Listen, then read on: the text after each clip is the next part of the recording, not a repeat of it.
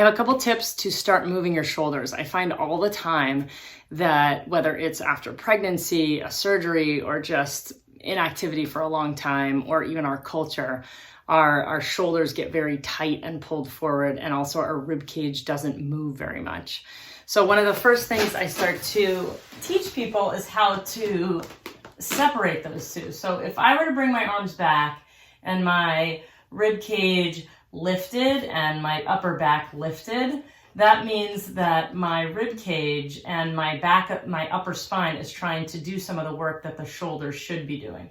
So when I move my arms back, I want to keep my ribs knit together or my sternum down, and you should feel a little pelvic floor lift. And then you'll start to feel some movement in through your shoulders. And so I'll often start people just moving and trying to keep the center stable as you're moving your actual shoulders.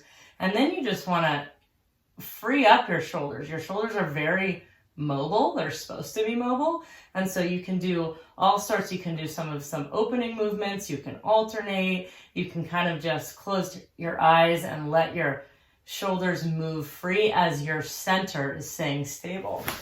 So that's a great one to start. And I have several more in different positions, but that's a really nice one to start to feel, keeping your rib cage nice and solid and letting your shoulders move around a stable upper spine and rib cage.